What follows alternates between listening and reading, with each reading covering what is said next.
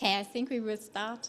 We are having an ambitious session plan and time is already running, so I say good afternoon everyone and welcome to our parallel session on the role of AI in vocational excellence. My name is Cara Schmitt and I'm Project Officer at the German Federal Institute for VET, BIBB in short, and I'm very happy to guide you through today's session together with my colleague Jessica Rosenfeld over here, who is going to moderate our online audience, and together we want to try our best to make it as interactive as possible, even though we have this plenary session, but we will manage. We will make you work, don't worry, and you can all contribute. Yes, so artificial intelligence. This is a topic that is currently one of the most important ones, I would say. It's a high priority for almost all the TVET providers, institutions on every level, because it directly is impacting the way we work, we learn, and we live. And it's reshaping the very systems that prepare our people for the future of work. And in this session, we would like to explore how AI is transforming vocational education from work processes and training design to teaching practices and institutional strategies. Our goal is to exchange ideas, share practical examples, best practices, and identify how international collaboration can help us use AI responsibly and effectively in TVET. As I said, we have an ambitious session plan, so I will just give you a very brief outline of the session. So firstly, we will hear two complementary perspectives on the integration of AI in TVET from Asia Pacific and from Europe. And I'm delighted to introduce you to our two speakers. First of all, Mr. Peter Lamb, Principal and CEO from Temasek Polytechnic, who will share how TP is integrating AI across curricula and campus orientations, contributing to Singapore's Smart Nation strategy. And next to him is Maribel Illig, Managing Director of the Chamber of Skilled Craft from Ostwestfalen, Lippe to Bielefeld in Germany. She will present to you the 2025 Co-Action Initiative Asset, AI for Skills, Sustainability and Training, highlighting how international collaboration can drive AI integration in vocational training. After their inputs, as I said, we will move into interactive group work, a chance for you all to think, to bring in your experiences from your own institutional contexts. And for this, I will already give you some of those role cards, because they will help you also to dive into different perspectives. So I will distribute them. Please don't lose them. We will need them afterwards. And without further ado, I will hand over directly to Mr. Peter Lamb for his first session input. Thank you.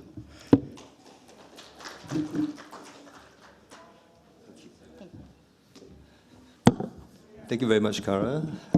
Thank you all for choosing to spend your time in this track. And my name is Peter. I come from Temasek Polytechnic in Singapore. Maybe just a very quick background. Temasek Polytechnic is one of 5 polytechnics in Singapore. It provides education to about 13,000 full-time students every year. That leads to an associate degree, and 90,000 part-time learners across many different areas, more than 100 part-time courses and more than 36 full-time courses, stretching in areas like life sciences, to design, to IT, to engineering, to humanities and social science. Before I start, I just want to acknowledge and thank UNEVOC for organizing this event and providing us this platform for us to gather together to share best practices with one another to see how we can elevate and improve the delivery of TVET in our respective economies. Although we come from different regions, different contexts, I think hearing from the discussions, both yesterday and today, there are actually a lot of things that we can learn from each other. And I personally gained a lot of insights from all the previous sessions that have been shared. What I will do today is I will share some perhaps practical tips on what Temasek Polytechnic is doing to infuse and embed AI into our curriculum. how we train our students to be able to use AI, and I'll explain why we want to do so. Of course, this is part of the larger AI strategy that we have developed in Temasek Polytechnic, and like what Mr. Ahmad Sami has said earlier, it is really part of a larger AI strategy that we have, but time is short, and I will just go into specifically about how we are leveraging on AI to equip our students with the AI fluency for them to thrive in a very digital economy. If you would like to find out more about what we are doing in the other aspects of AI, like AI infrastructure, AI policies, I'll be happy to share more. Okay, just to start off with some context first. As Mr. Ahmed Sami has mentioned, in UAE, the AI strategy gets cascaded down from the government, and in Singapore, it's largely the same. Singapore is a very, very small country, as many of you will be aware. We, maybe in comparison with Berlin, in terms of size area, we are smaller than Berlin. Berlin is about 890 square kilometers. Singapore is about 710 square kilometers. In terms of population, we are slightly bigger. Berlin is about 4 million, 3.8, 3.9. Singapore is about 6 million. In terms of GDP, Singapore is about close to 600 billion in GDP per year. Berlin is about, I think, about 300 million or 250 million. So we are very small, but we deliver a lot, and in order for us to overcome the challenges of size in physically as well as in terms of our population, we have to really leverage on technology very significantly to ensure that we are able to multiply our capabilities. So we always say that AI or digital technology is a force multiplier in the context of Singapore. And this is something that it rings true in everything that we do, from our daily lives to how we deliver education, which is very digital enabled, to the things that are being done in the economy, where we are trying to see how we can infuse digital technologies and AI in a very significant way in terms of how we can enable companies and industries to be even more productive. So let me just jump in. So I will just elaborate very quickly on some of the guiding principles that informs Temasek Polytechnic in terms of how we view AI and how we introduce AI to help our students to be well-trained, to be able to meet the needs of their employers. The first guiding principle is that our students will not lose their jobs to AI, but they will lose their jobs to someone who knows AI. And we find this to be true because across many surveys, many employers now, when they hire talents for their companies, they look for people with AI skills.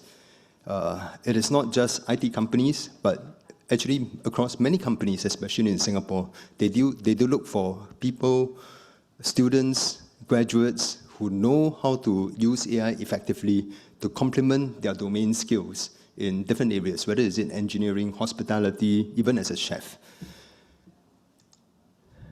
The second guiding principle that we adopt and that we believe in is that the use of AI in the curriculum must be phased such that it is based on the science of learning. And the use of AI must serve to amplify the students' capabilities and not make them dumber, or there's a cognitive offload of their capabilities.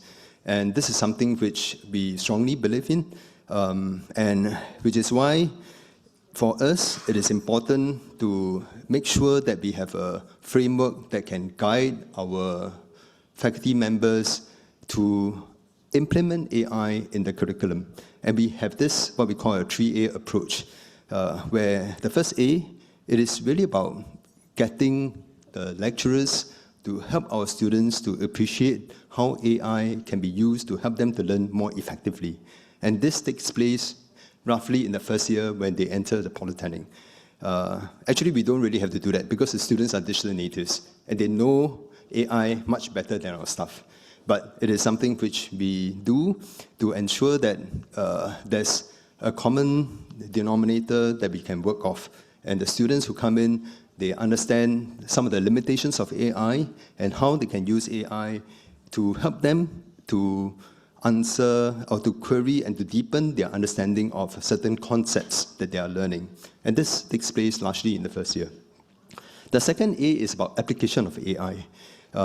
So in the first year, we've recognized that students must spend time to acquire skills and to develop, to form these neural networks in their brains to be able to intuitively understand how a designer, for instance, should be able to think in an aesthetic way, to look at design concepts, design principles, for instance. And after that, when it comes to the second year, we then start to introduce in a very systematic way how the students can use AI tools like Midjourney to help them to develop good designs. And through that process, we also help our students, hopefully, to acquire skills to be able to discern actually what is a good design and what is a not so good design. So that when they're using AI, they can be very critical, they can exercise critical thinking skills to help them to understand what makes for a good design or bad design. So that is the second year where we start to introduce a lot more of the AI technology to help our students to apply this AI technology in the domain skills that they're being trained in.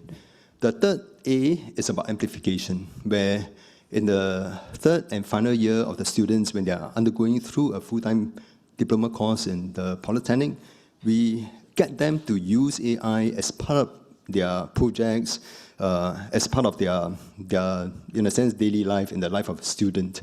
And that is where we find that our experience has been such that when they are able to exploit AI, we do find the quality of their submissions, the quality of their thinking, the quality of the projects actually went up. And that is because we try to do that in a systematic way to introduce AI such that our students are able to deepen their domain knowledge and hopefully couple that with the application of AI to make sure that they are able to gain a certain understanding and knowledge both of the domain skills and the application of AI in the domain skills. So the third guiding principle, as I mentioned earlier, our students are digital natives and they're able to grasp AI very quickly. Hence, our emphasis when we train our students is really to help them to understand the ethical use of AI and to use AI in an appropriate manner and an effective way. On the other hand, our staff, myself included, we are not digital natives. And for us, as faculty members, we do take a lot more time to understand and grasp AI. Hence, we do have quite a lot of training programs that we have rolled out to ensure that my colleagues are able to understand AI, all the different AI tools that are out there, what each AI tool is good for, and how can they make use of some of these AI tools to help them to do their work more effectively and to teach our students more effectively.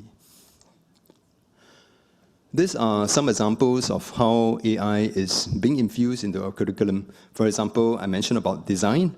So in design, our students are trained to use generative AI, Midjourney particularly, to experience with form, with light, and as a result, they are able to be a lot more creative in the work that they do, and they can spend a lot more time in the projects, in the process of design to come up with more creative ideas in terms of how they can make the product design even better.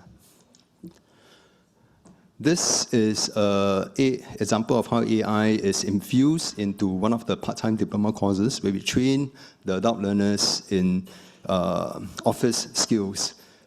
So we train them how to use tools like Microsoft Copilot, etc., to summarize, to do transcription of meetings and to summarize some of the discussion points. And actually the students do find it very, very useful and helpful for the work that they are doing, because that is something which many companies are moving towards, to try and use AI to enable themselves to become a lot more productive. So when we do have examples of how AI has been infused into our curriculum across all the different disciplines that we have, and we pull them together into AI playbooks that are made available to staff and students. In fact, this AI playbook was developed maybe about 2 or 3 months after the announcement of the launch of ChatGPT in November 2022. And when there was this announcement, there was this anxiety among educators about how AI can potentially make students lazy and distract them from learning. But for us, we feel that it is important for us to embrace AI, and in order for us to be able to do that well, we need guidebooks for our students and our staff to be able to use AI in an effective way. So we developed the first version of the playbook for our staff to help them understand about how AI can be used in curriculum, in developing assessments, in supporting them in assessments, as well as in their daily course of work, so that they can become a lot more productive and effective. We also develop and introduce AI playbooks to our students, because we know that the students will be tempted to use AI to help them in the coursework. And so what we do is to come up with this playbook where we have ethical guidelines to guide our students in the effective and ethical use of AI. And what are some of the examples in which they can use AI to actually help them to learn more effectively? And this comes into the realm of personalized learning as well. And that is one area in which we are also trying to exploit AI to ensure that we are able to teach and train our students by personalizing to their individual needs. Because our students, literally and figuratively, they come in all forms, shapes, and sizes. Some of them prefer to learn in a more hands-on way. Some of them prefer to learn in a more theoretical way, even though they are in a TVET environment. And so AI actually allows us to exploit the possibilities of using technology to customize to the needs of individuals. And we find that that has been effective. In some of our studies, when we introduce AI tools to enable personalized learning, we do find one great jump in the GPA of our students, particularly the weaker performing ones, because of the enablement and the support from digital tools. So these are some of the training courses for our staff.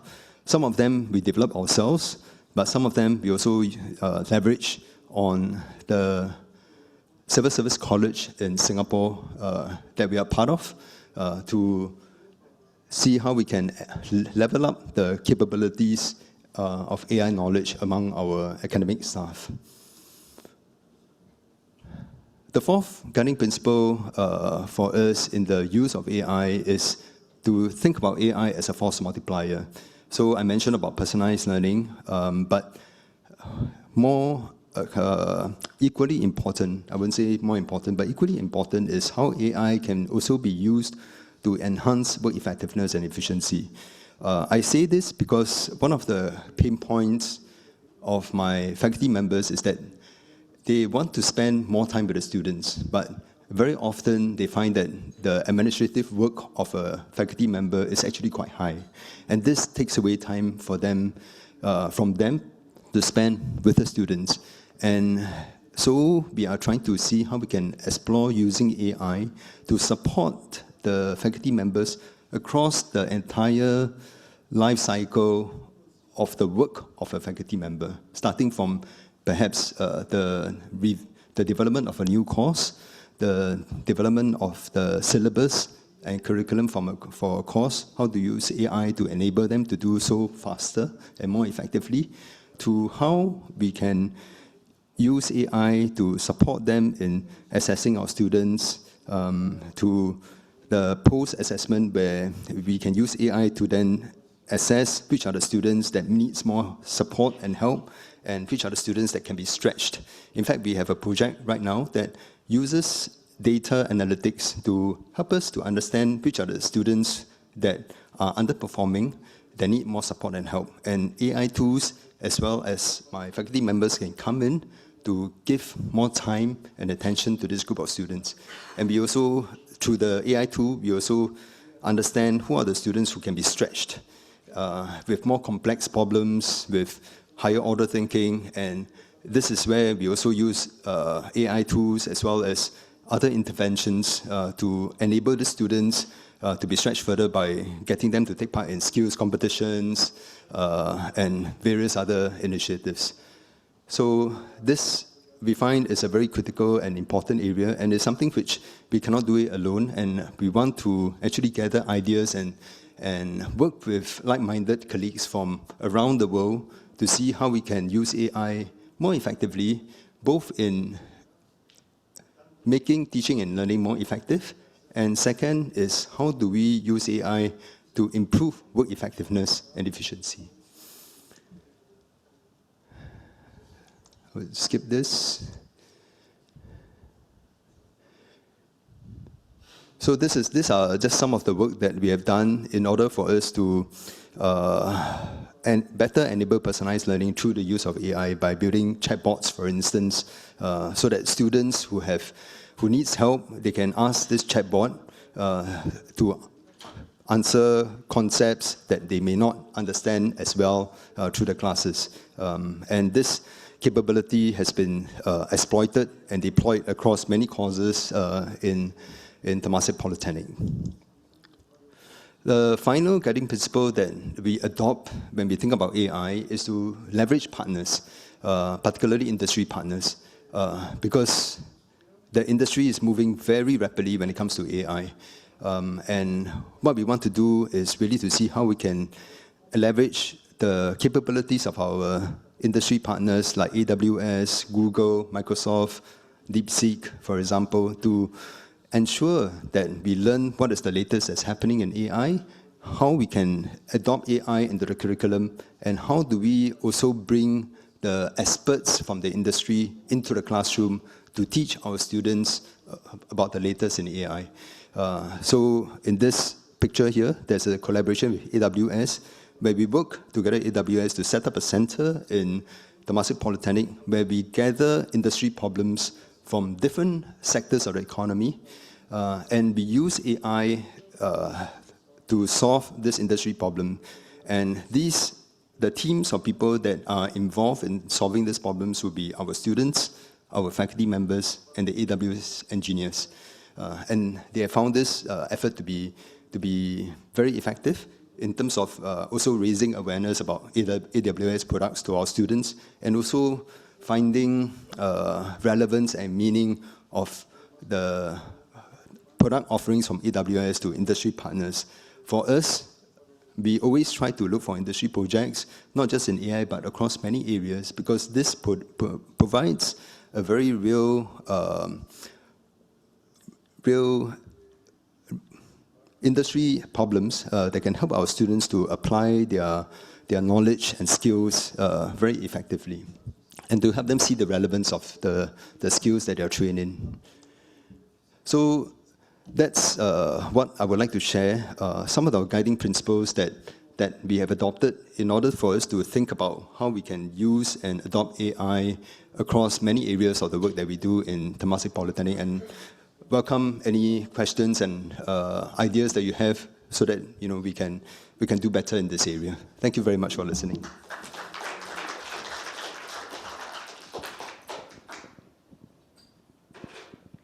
Thank you very much, Peter Lam. I think we have time for one question. If there is a question for Peter Lam in the room. Sorry. Yes, please. Mm-hmm.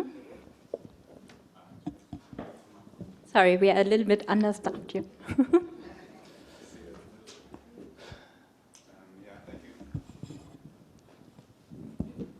Thank you, Peter. Very impressive what you're doing in Singapore. I was about to ask you about how you do the personalizing that you mentioned. You've given a few examples at the end. The question remains, how do you actually get from learning diagnostics to identifying the profiles that are needed, and how you interact actually as lecturers or teachers, trainers, accompaniers, whatever the role is. How do you get the indication? How do you communicate to the students besides the chatbot, which is obviously alleviating a lot of your work, but there's probably in the diagnostic part an essential part to you, I guess. Yeah. So the diagnostic is just one aspect of it, and I can go a little bit more into the details, but it can be quite technical. Essentially, what we did was for the polytechnics to come together.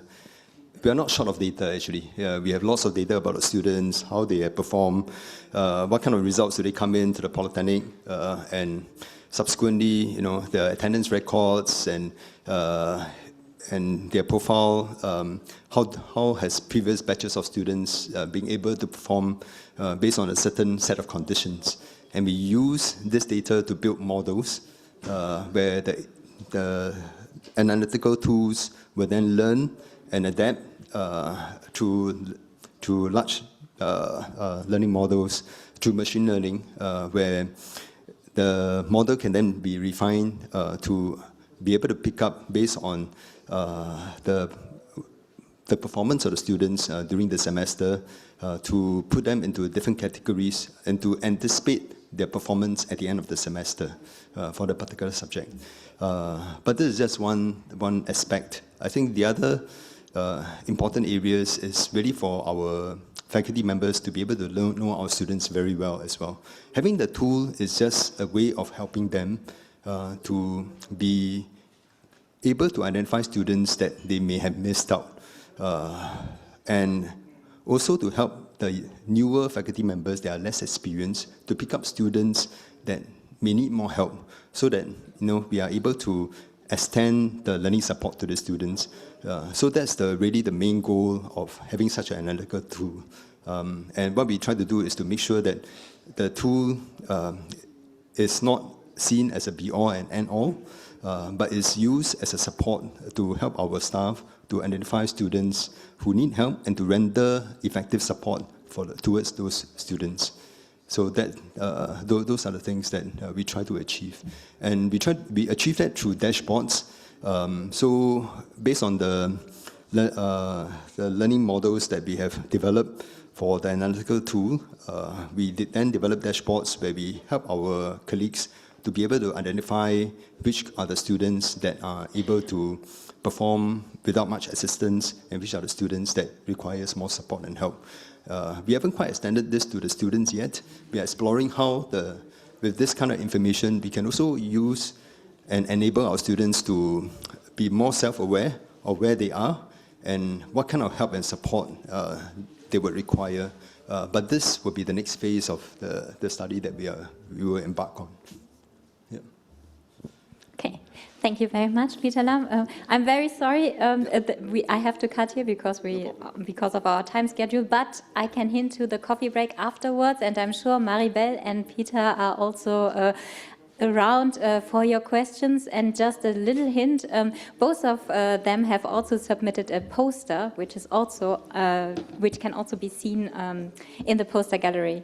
And with that, I hand over directly to Maribel. Thank you. Yeah, thank you so much. Hello, everybody. It's wonderful to see you from this side. My name is Maribel Illig. I'm the Managing Director of the Chamber of Skilled Crafts, Ostwestfalen, Lippe to Bielefeld in Germany, and I'm also the head of our vocational chamber, our vocational training center. Our chamber has 22,000 companies as members, with 250,000 employees and 11,000 apprentices. And we represent the skilled craft sector, the heart of Germany's dual training system, and we are very passionate about shaping the future on hand-on professions. And at our center, tradition meets innovation, from smart building technologies to sustainable energy systems and digital environments. We're also very proud to be the first Chamber of Skilled Crafts in Germany recognized as UNESCO-UNEVOC Center, which connects us to this wonderful global network of vocational education. I'm very happy. Our guiding principle idea is very simple. Empowering educators means empowering the future workforce. By connecting craft, technology, and international collaboration, we strive to make vocational education a true driver of innovation and sustainability. And this is actually why we joined the Co-Action Initiative this year, and we are very proud that we were able to make it through with our project, and I would love to introduce that now for you. So, the role of AI in vocational excellence. We have like two different layers when we talk about AI in vocational excellence.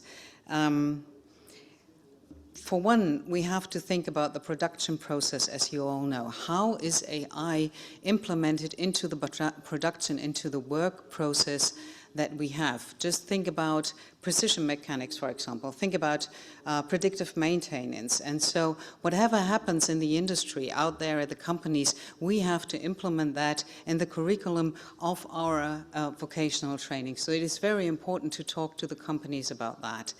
And then on the other hand, and this is what you took very good about that, is how can we use AI as teachers or trainers to improve the pedagogy and to save time in administrative processes. And these two layers we really have to think, and it is quite a challenge for us as a vocational training center. Because as you all know, we talked about this earlier on, there is this labor market transformation. It's a fact, 60% of the workers will need reskilling by 2030, and we as vocational training centers are responsible to provide the solution for that. So really, we have to work on that. And there is, I don't know if you know, but if you don't, I highly recommend to take a look at it. There is a wonderful UNESCO framework for ethical and inclusive AI in education. It's a great framework for teachers.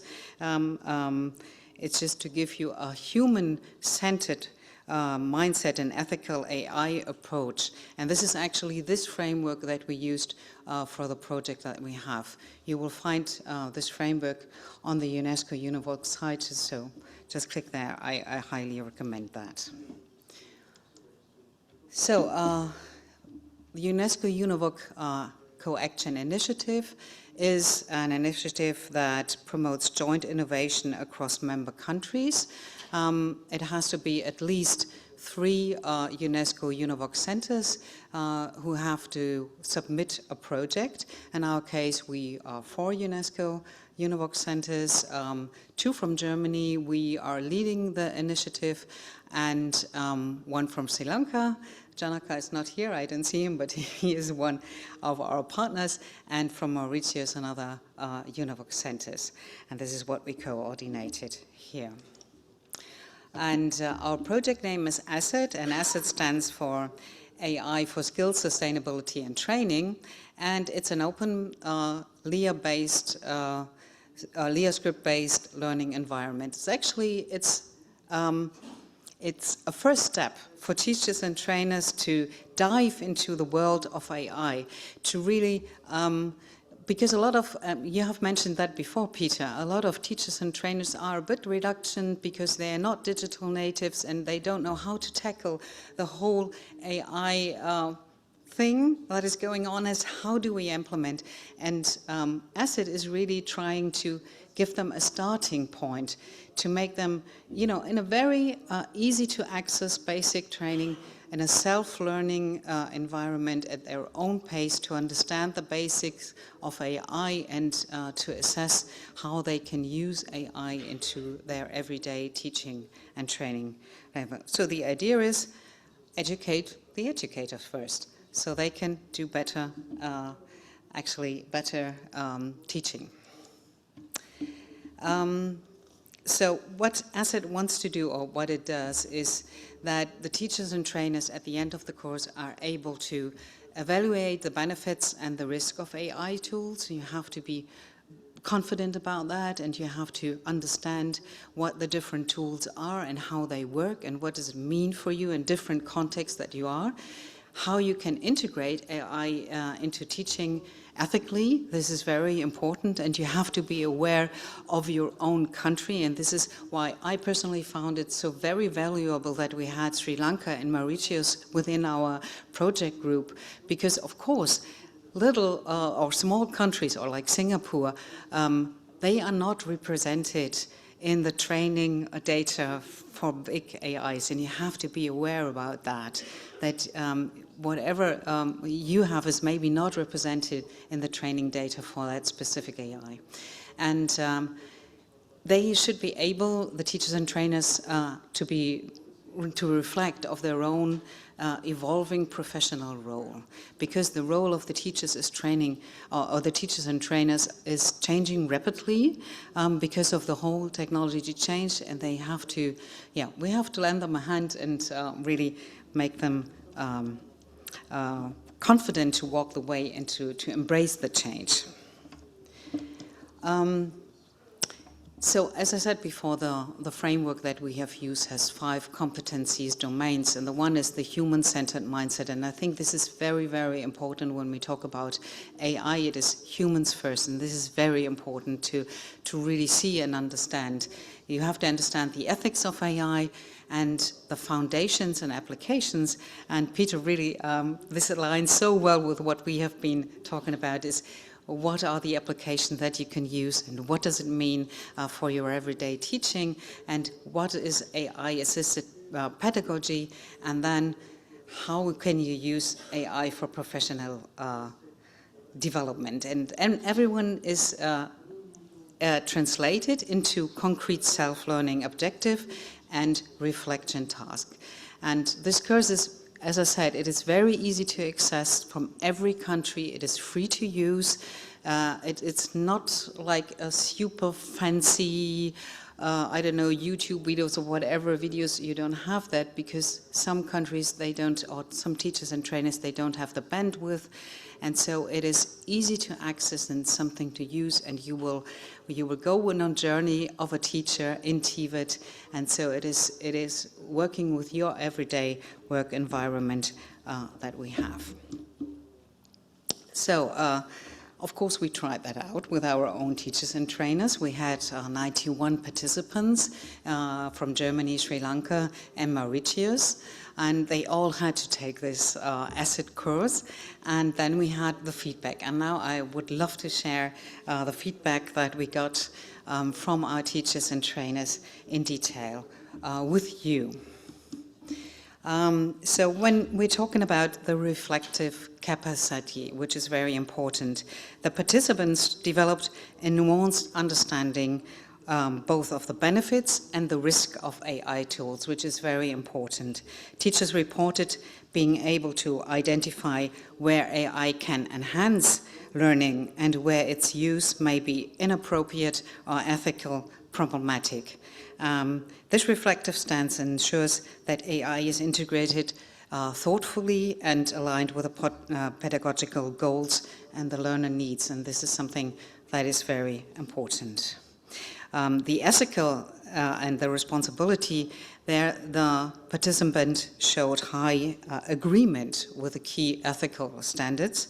The teachers demonstrated the ability to critically assess tensions between technical efficiency and ethical principles, and showed a strong commitment to the fairness in learning process. And these results align very closely to the UNESCO AI competency framework, especially its focus on ethical and human-centered design.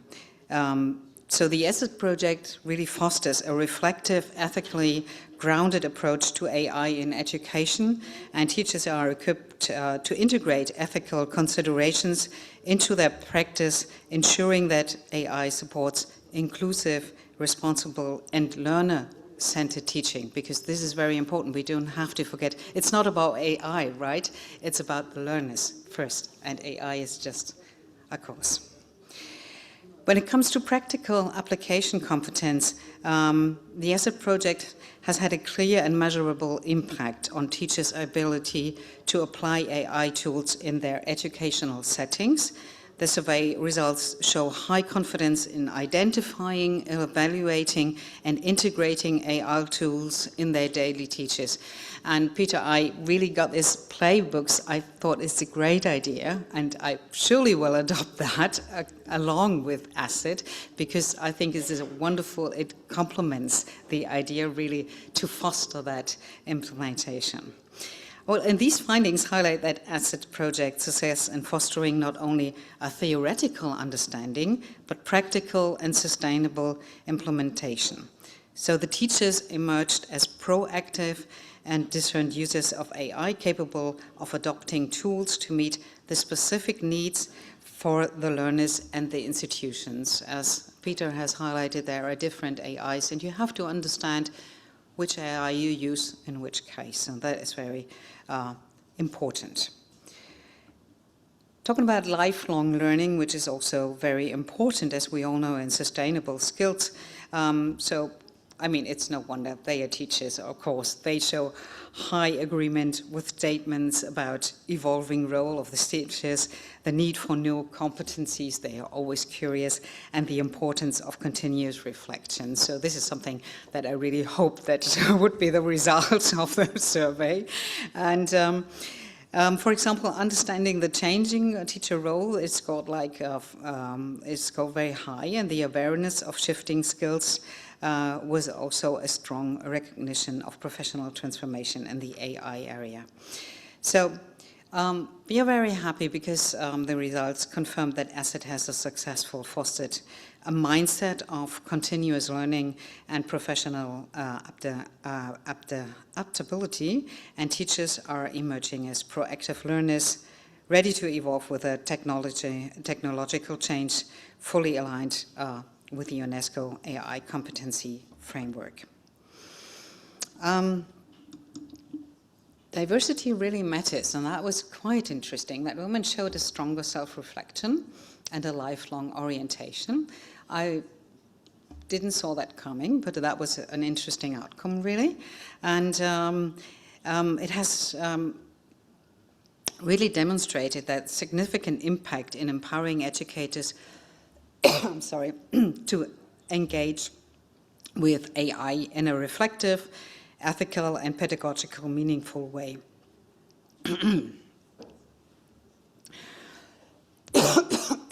I'm sorry. So designed, I need something to drink.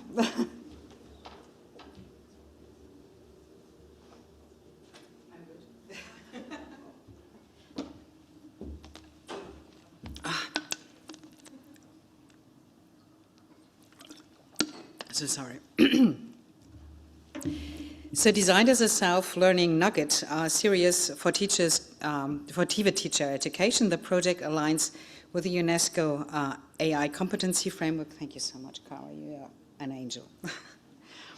And it addresses the urgent need for adaptive, sustainable skills development in face of a global technology and environmental change. So,